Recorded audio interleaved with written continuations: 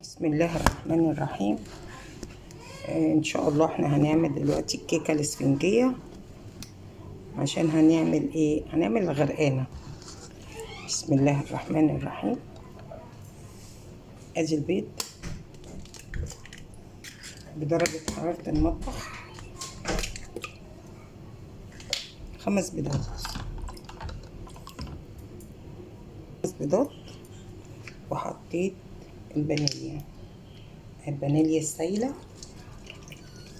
تتحب عشان زفرة البيض.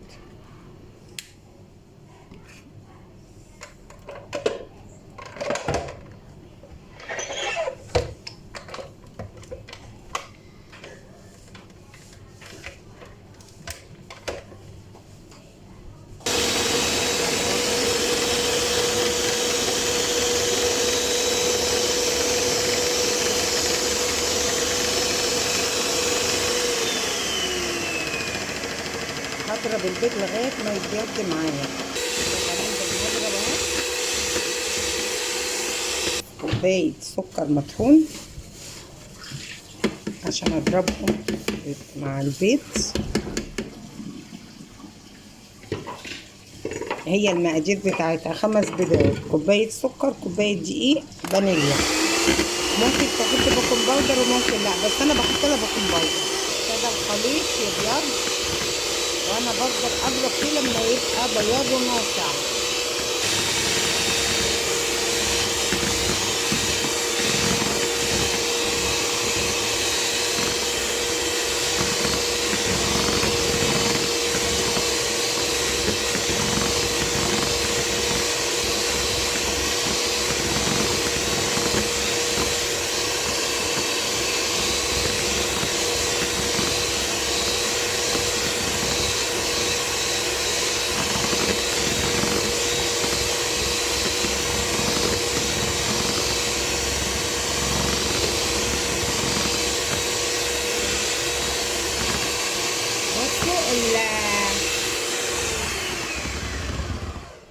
بصوا البيض بقى عامل زي المرنج ازاي.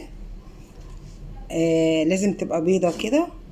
وهنحط الدقيق، حاطين عليه شوية ملح، وهحط عليه نص باكو بيكنج باودر وهقلبه مع بعض. اقلب الدقيق اهو، وهضيف الدقيق ده حبة حبة، بس هضرب شوية البيض. احنا بنعمل الكيكة السبونج اهي بالدقيق العادي، مش ضروري ان احنا نجيب الدقيق اللي هو معمول دلوقتي اللي هو بتاع الكيك الجاهز اللي تضربيه ببيضتين وخلصت الموضوع. هو الموضوع سهل جدا، ان انت 5 بيضات مع كوبايه سكر بتقعدي تضربي فيهم لما يبقى مرنج مع شويه الفانيليا، وكوبايه دقيق مع شويه ملح صغيره مع نص كوبايه بيكنج باودر، هيعملوا لك احلى كيكه اسفنجيه تعملي بيها اي تورت، اي تورته انت عايزاها. والموضوع سهل، بس انت جربي، مش مكلف قوي.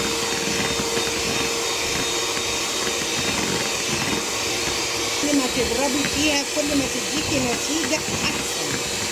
كل ما البيض يبقى سبونج كده ويبقى عامل زي المارينج، كل ما تاخدي نتيجه تورته احلى.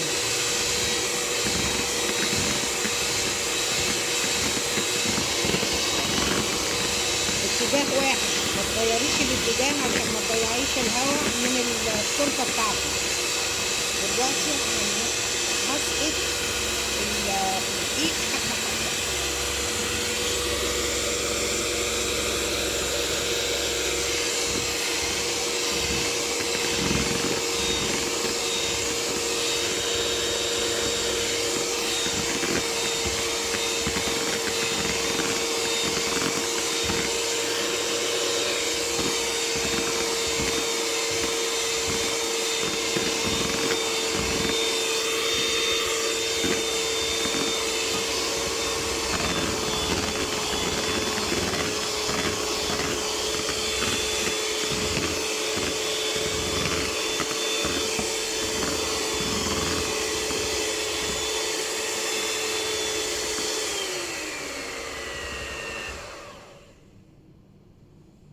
انا مش هحط دقيق، يعني هي خدت كوبايه الدقيق الا حبه صغيره.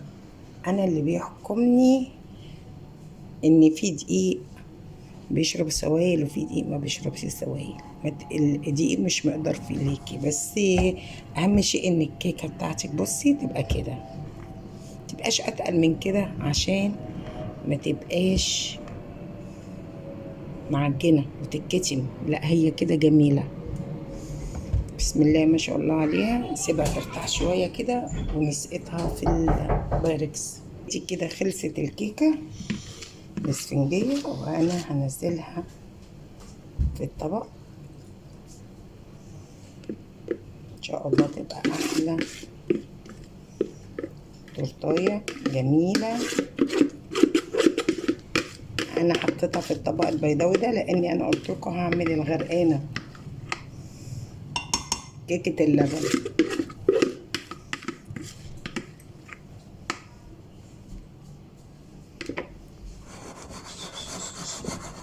هسيبها شويه كده. انا دهنه الطبق طبعا بسمنه، دهنه الطبق بالسمن، وفي نفس الوقت ايه دهنه الطبق بالسمن وحاطه له دقيق عشان ما يلزقش فيه. بصوا الكيكه بقت جميله بألف هنا وشفا.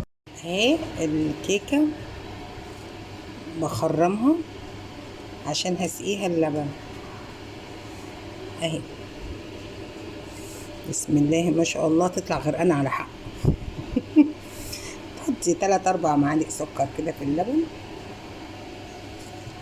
بس كده، وهسقيها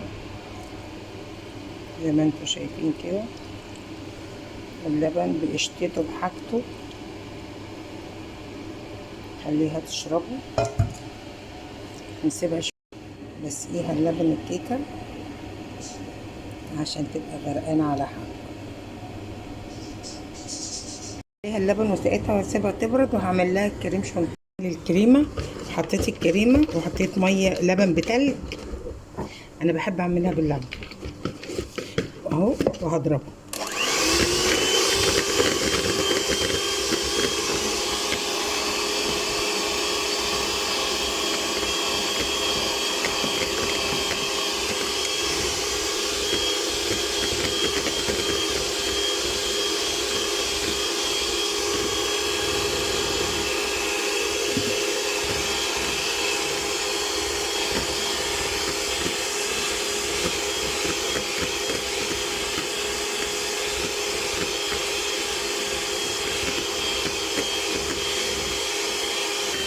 الكريمه كل ما تضربي كل ما تتقل التلج.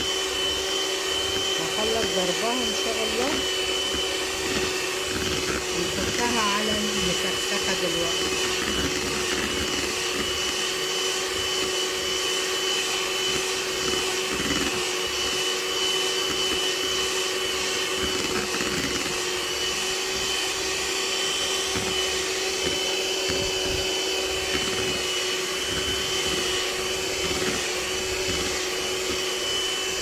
هي بص شربت اللبن ما شاء الله عليها. طلع حبه تاني.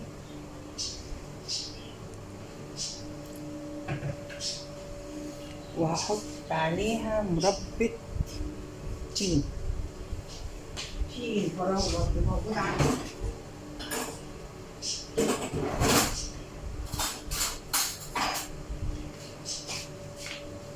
اللي موجود المربى كده كده، طبقة المربى كده بالراحة.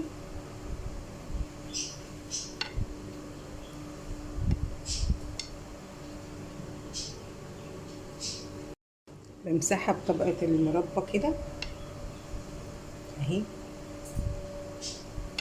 وبعد كده هعملها بالكريم شانتيه. الابيض اللي عليها دي قشطه مطرح اللبن. بحط الطبقه دي كده، وبعد كده هنزوقها بالكريم شانتيه. حطينا فردنا اهي القشطه كلها اهي كده، المربى والطبقه اللي تحت البيضه دي قشطه. وبعد كده نحط لها كريم شانتيه. ادي هعملها بالكريمه اهو، بس الجو حر جدا والكريمه عايزه اخليها تمسك شويه. احطها في الفريزر تمسك شويه وبعد كده اشتغل بيها تاني. احنا ايه عملنا، حطيت لها المربى ودلوقتي بحط لها الكريمه.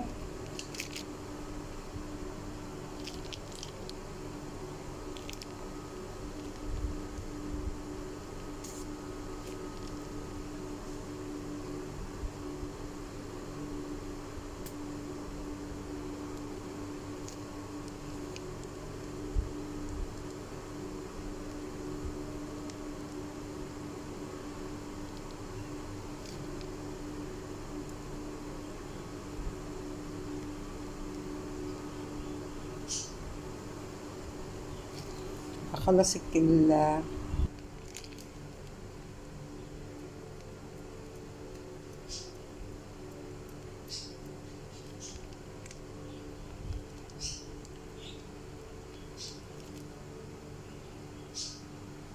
سقت قوي.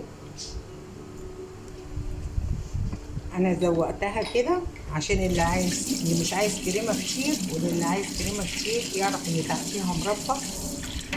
وهي دي كده شكلها جميل وبالهنا والشفا. القشطوطه بس لما اقطعها تتفرجوا عليها كده جميل. بالهنا والشفا. القشطوطه اهي خلصناها. نحط شويه المزيج كده.